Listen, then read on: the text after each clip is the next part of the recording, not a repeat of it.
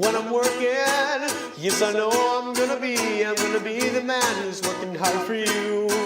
And when the money comes in for all the work I do, I'll pass almost every penny on to you. And when I come home, oh, I know I'm gonna be the man who comes back home to you. And if I grow old, well, I know I'm gonna be the man who's growing old with you. And I would walk 500 miles, and I would walk 500 more just to be the man who walked 1,000 miles to fall down at your door. Da, da, da.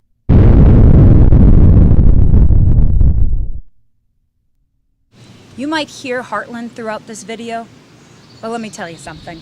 What we do here affects you there. These birds need this rest stop built, this roost. It is a rest stop, for it is their chance to rest during this rigorous transcontinental journey. And let me tell you something, these birds, they make a huge impact everywhere they go. They eat 1/3 of their body weight in flying insects every day. That makes a huge dent in the insect population. John Muir, he said it most eloquently. When one tugs at a single thing in nature, he finds it attached to the rest of the world. Chimney swifts? They should be the poster child for the woven web of our natural communities.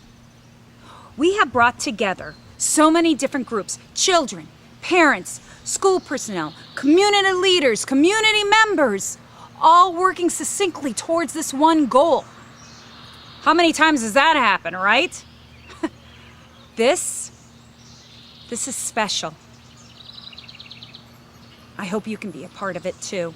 5 years ago, I couldn't have dreamed of a better project than the kids created when they decided to save a resident population of chimney swifts and recreate a swift roosting tower to save the chimney swifts. The whole concept and idea was all completely generated by the kids. And what our staff does is wrap the curriculum around it, but the impact on the community and the enthusiasm by all the participants and the village has been amazing. Our kids work on the Chimney Swift project continuously, before school, after school, meetings with the village. It's been a wonderful way for kids to be involved and understand how learning has a natural place in our community. Chimney swifts are dying off. Why? Because they've declined 50% in the last 40 years. This is because of several different things. Here in the U.S., all the hollow trees have been chopped down. That's where the chimney swifts used their nest and roost in. And then in the Amazon basin, deforestation has left the chimney swifts without homes. The chimney swift is an adaptable little guy and has found a way to nest in chimneys. But now people cap their chimneys, leaving the swifts without homes again. We have to build this roost. 1,000 lives are at stake. And if we don't build this now, then all of them would be too exhausted to find a new home.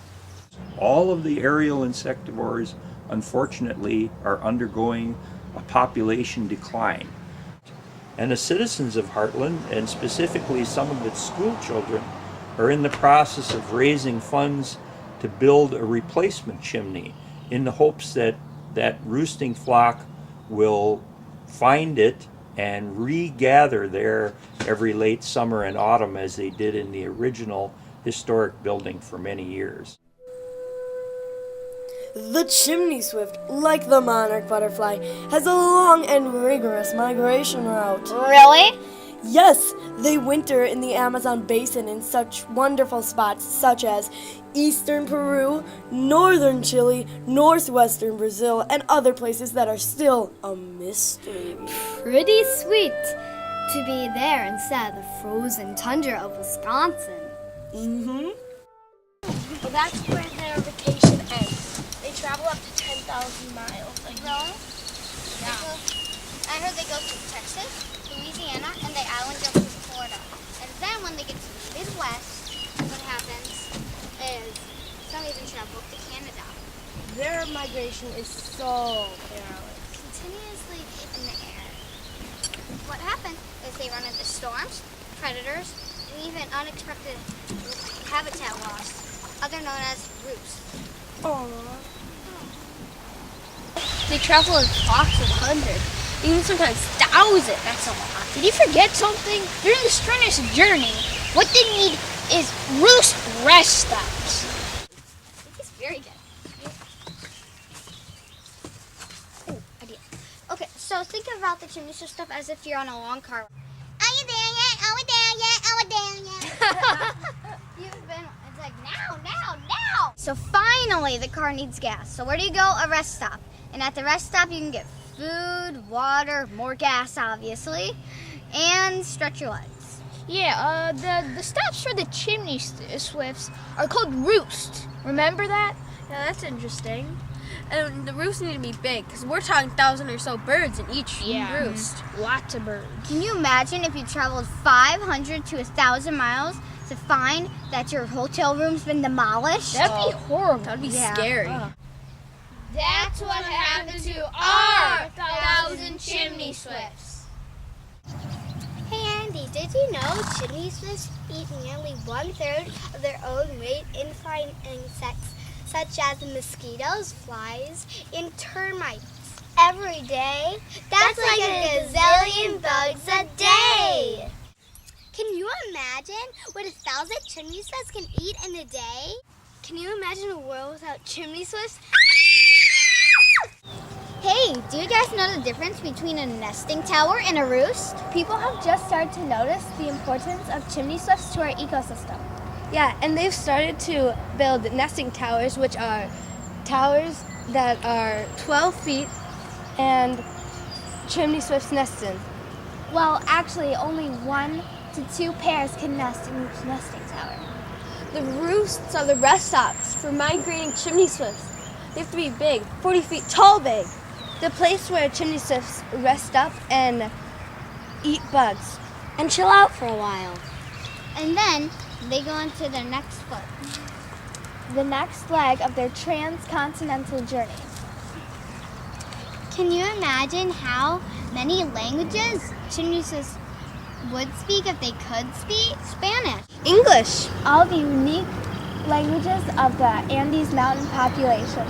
Hey, my name's Andy. Did someone just give me a mountain? I think with the chimney here on this site, not only does it show above the tree line to make a good target for the birds and provide them with an area to work, to fly in and lots of food, and it's really a thread through the entire community that connects us to this wonderful resource. Not only connects the local resources, but the area resources in the region for the environment. So it's really been a terrific decision, I think, to place the chimney here with this backdrop, and the protected status of the site really just works out very well. I think that this is just a win-win for everybody. Absolutely. And again, it comes down to the kids having this passion and the energy to take on the Plan Commission and the village board, and it shows that sometimes you can beat City Hall. They came in and said, we need to save them, and I happen to agree with them. They just had an excellent presentation. So I think this is just going to be ideal site, and it's going to be another asset to the village. Absolutely. It's been pretty exciting to see how they've been able to take their time outside of school, before school, after school, on the weekends, over spring break, to get out in the town and help people understand what's going on with this project and how they can help this group of 1,000 birds. Sendix has flown into Heartland with a new store in Heartbrook Drive. Sendix has become part of the Village of Heartland's flock by donating $1,000 towards the building of a new roost for 1,000 chimney swifts. Way to go, Sendix! This great coffee place cares. Lake Country Fine Arts cares. Perrin Photography cares. Riverhead cares! And we care. Pink Mocha cares!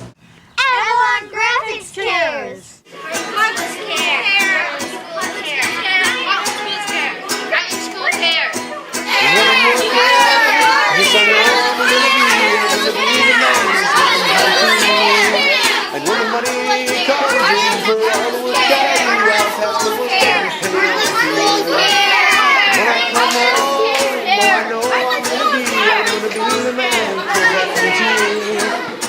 I grow old, well I know I'm gonna be the man who's growing old with you.